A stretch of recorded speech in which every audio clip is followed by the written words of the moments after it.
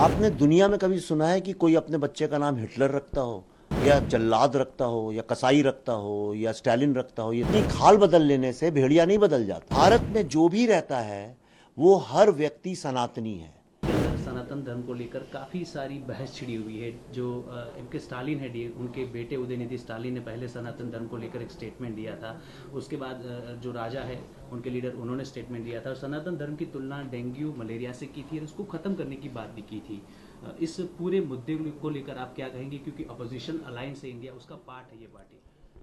किसने? स्टालिन ने बोला? नहीं, उनके बेटे उदयनिधि स्टालिन ने। आपने दुनिया में कभी सुना है कि कोई अपने बच्चे का नाम हिटलर रखता हो, या जल्लाद रखता हो, या कसाई रखता हो, या स्टालिन रखता हो? ये स्टालिन, हिटलर, ये सब कसाई थे, इन्होंने करोड़ों लोगों को मारा है।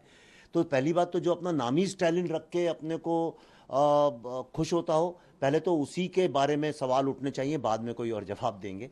और दूसरा, ये सब हैं कौन, ये कहाँ से आए हैं? ये सब सनातनी तो है। भारत का क्या मतलब है? भारतीय सभ्यता का मतलब यही है। और आज देखिए, अपनी खाल बदल लेने से भेड़िया नहीं बदल जाता, राइट? तो ये सब जो भारत में जो भी रहता है वो हर व्यक्ति सनातनी है।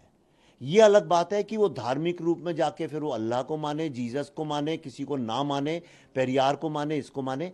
लेकिन जो सबसे बड़ा गुनाह ये स्टैलिन एंड कंपनी जो कर रही है, वो एक बहुत ही रिग्रेसिव, बहुत ही इनह्यूमन, डिस्क्रिमिनेटरी, हेटफुल एंड बिगॉटरी वाली जो एक पूरी आइडियोलॉजी है, जो पेरियार की आइडियोलॉजी है, जो मानती है कि उनके अलावा बाकी सब जो हैं ब्राह्मणिज्म के पार्ट हैं और उनको ख़त्म करना चाहिए।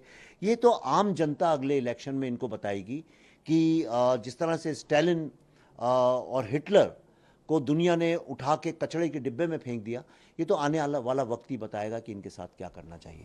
अच्छा, इंडिया अलायंस की जो बैठक हुई थी, 14 न्यूज़ एंकर्स अलग अलग नेशनल चैनल के, उनके टीवी डिबेट शो में किसी भी प्रवक्ता को न भेजने का, यानी कि बहिष्कार करने का फैसला लिया है बतौर देश के नागरिक। और क्या कहेंगे आप?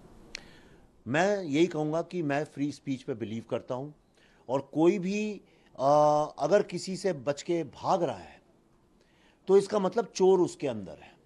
ये जो जो जिन लोगों ने इनको बॉयकॉट किया है, क्या इनमें इतनी भी क्षमता नहीं है कि अपनी बात सामने रख सकें? कहते हैं हमें बोलने का मौका नहीं दिया जाता है। अरे, मैं तो इनको हमेशा बोलते हुए देखता हूँ। ये बात किसने बोली कि सनातन धर्म को ख़त्म कर देना चाहिए? ये किसने बोला कि सबको मार डालना चाहिए? ये सब बातें कौन बोलता है?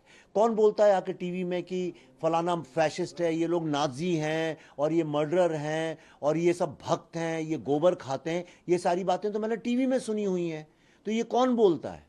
यही लोग तो बोलते हैं। तो ये कैसे, इनको ये कहने का मतलब है कि इनको मौका नहीं मिलता है? इनको खूब मौका मिलता है। प्रॉब्लम ये है कि इनको जितना ज़्यादा मौका मिलता है उतना ये एक्सपोज होते जाते हैं।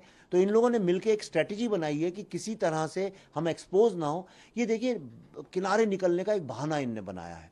इनको ये समझ में आ गया अगर ये लोग टीवी पे आते रहेंगे, इनका करप्शन, इनका जो डायनेस्टिक रूल है वो एक्सपोज होता जाएगा, और उस शर्म से बचने के लिए इनने एक तरीका निकाला है।